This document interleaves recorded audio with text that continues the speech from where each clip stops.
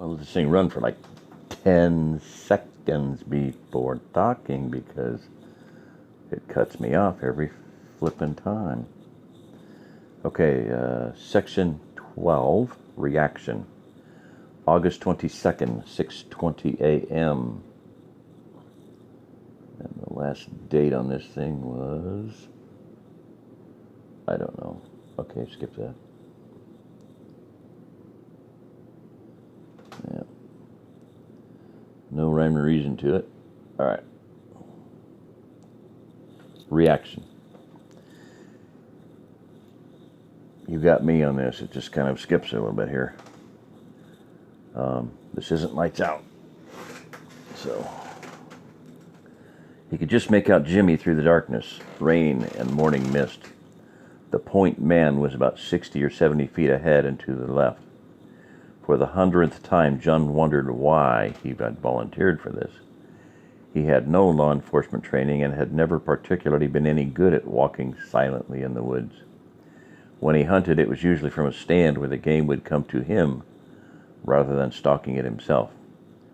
Fortunately, with 3 weeks of perpetual, non-stop rain, the ground and everything on it was completely saturated, so even a rhinoceros like himself could move more or less quietly, and what little noise he did make was lost in the rain.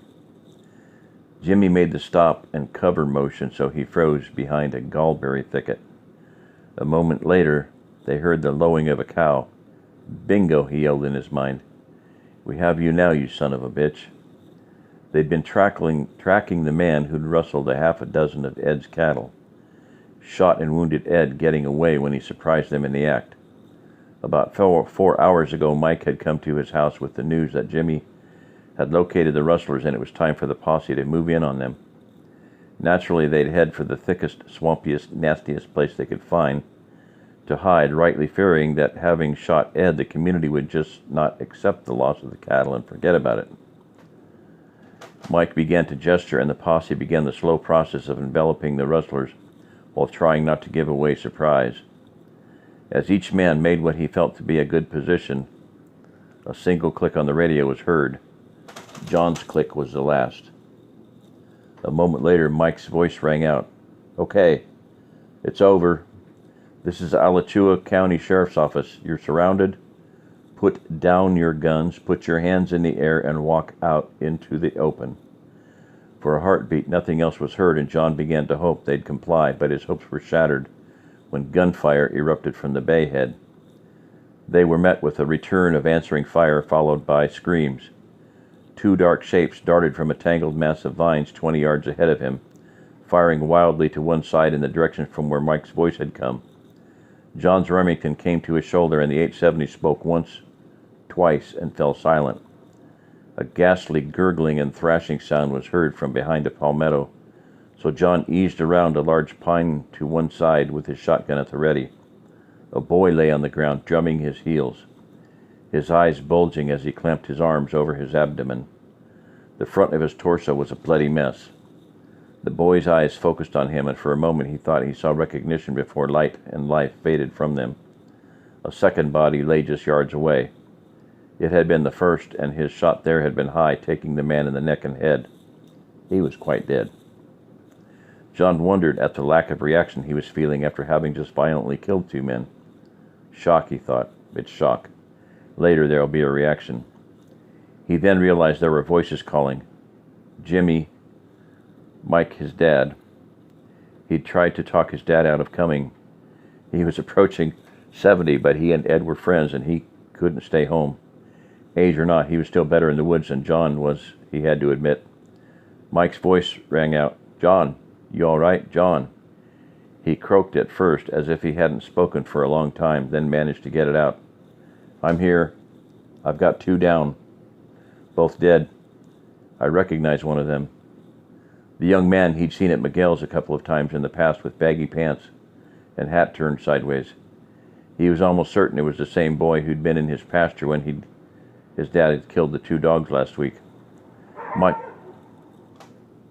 had been trying to convince him all week that the federal government was attempting to seize power, but his success had been spotty at best. "Mike," he tiredly tried to explain the federal government already has power now. They don't need to seize it. A little bit of a skip there. I mean, it's not, it's an online novel. The guy never finished it out.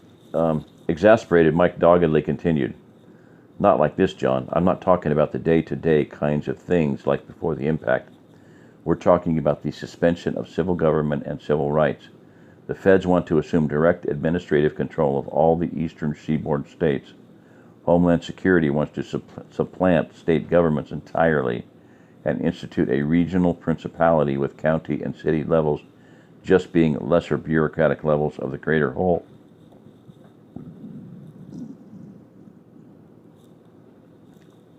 John grinned and retorted, would we notice any practical difference?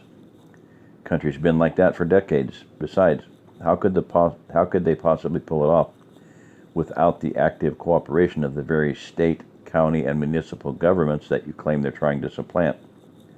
Most civil rights are already trashed, the court system washed out to sea along with everything else. I don't like a lot of what I see either, but that doesn't make it into some sort of dark conspiracy. When we pull things back together, we'll be able to go back to normal civil government.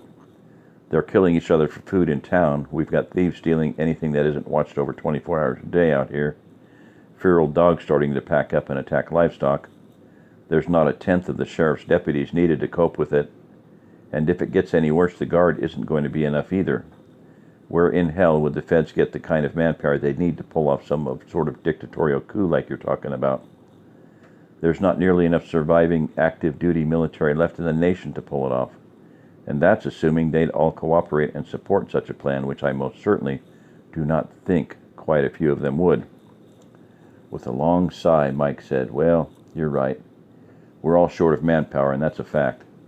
The sheriff just let it be known this morning that he's going to reinstitute the posse here in Alachua County.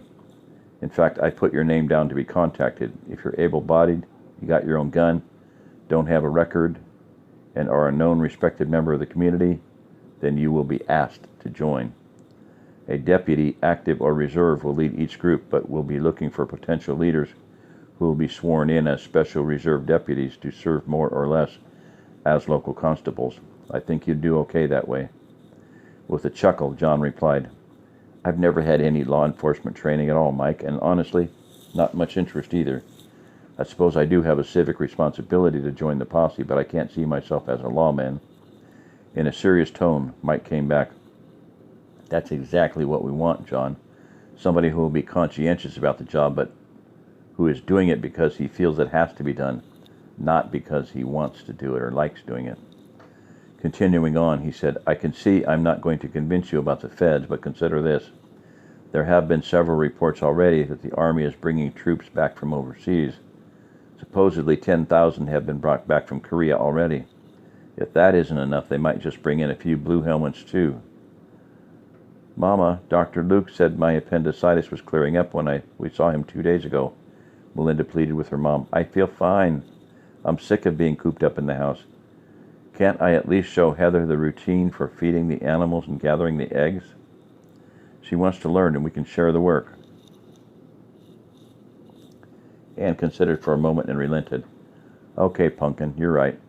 You've been moping around the house getting crankier by the day, so I reckon you're well enough to do your chores. Show Heather the ropes and you two can work out how you want to divide them between you, subject to her mother's approval when she gets back from the clinic in Archer. You be sure you wear your .22 at all times while you're outside, but you keep that thing in its holster, do you hear? When your daddy has cleared Heather to handle it, then you can let her wear it if she wants to, but not before then. He'll take a switch to all three of us if he finds out you've been misbehaving with it after he gave it to you. Now scoot, and let me get these dishes done before the power goes again.